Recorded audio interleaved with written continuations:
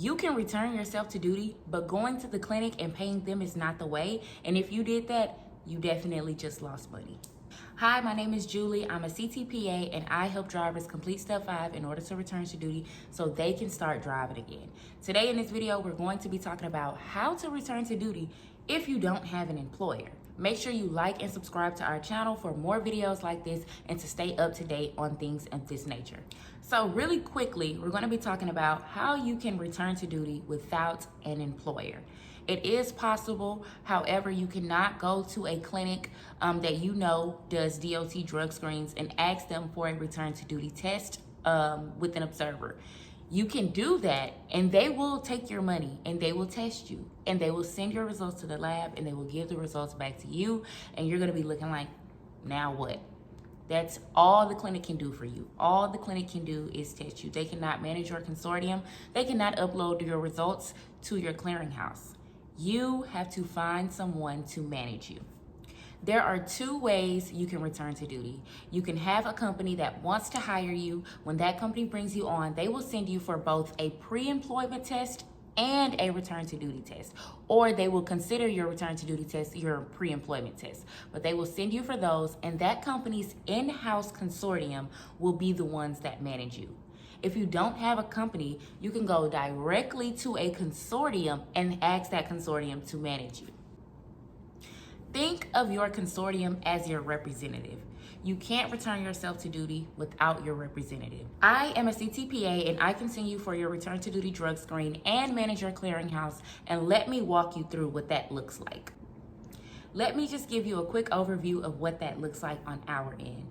I always explain to drivers that your clearinghouse is kind of like your credit report. So we'll always have drivers sign paperwork first that gives us permission to even take a look at your violation.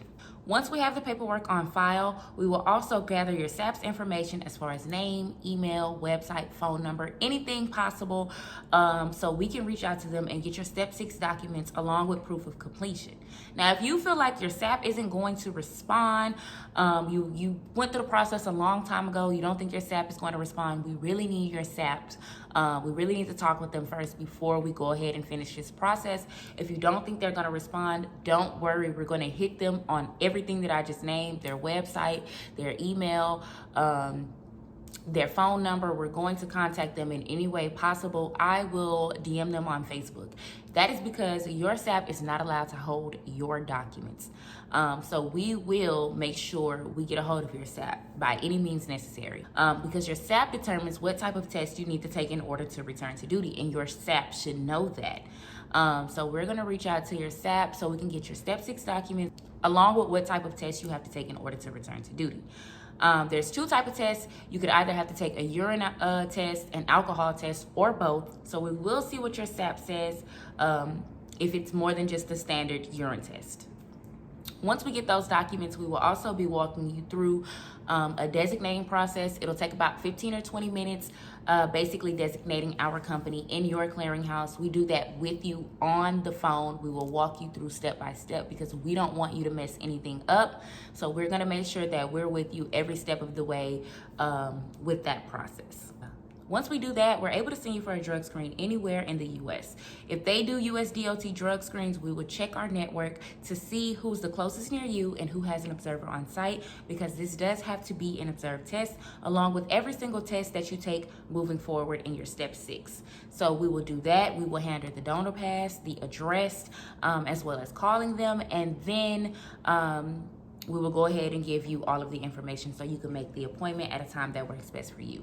Once we do that, once we get the results, the exact same day we upload the results, we give you that check mark in step 5, and we move your clearinghouse from prohibited to not prohibited. We also send you a message letting you know, congratulations, you're no longer prohibited and you can start driving again today. Okay, the moment you get that message, you can go ahead and start driving again, unless your license has already been downgraded.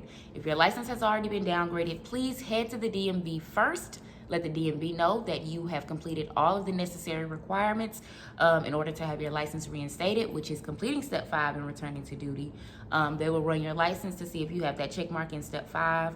And then from there, you're all good and you can start driving again. If you have any questions or you are in need of this service, feel free to give me a call. If you haven't started the process at all, feel free to check out our website, or you can even give me a call, and I can recommend you to some SAPs that I know are going to be super supportive with getting you through this process. My number is 832-339-0790. If you call that number, you will get me. You won't get no one else from my team, so I will be able to help you directly. You won't get an operator or anything like that. My main message that I want to say is do not go to a clinic and ask for an RTD test. Because although they know that they don't know how to upload the results and that they can't upload the results legally, they will still take your money. Again, my number is 832-339-0790, and our website is www.getoutofprohibited.com, just like that.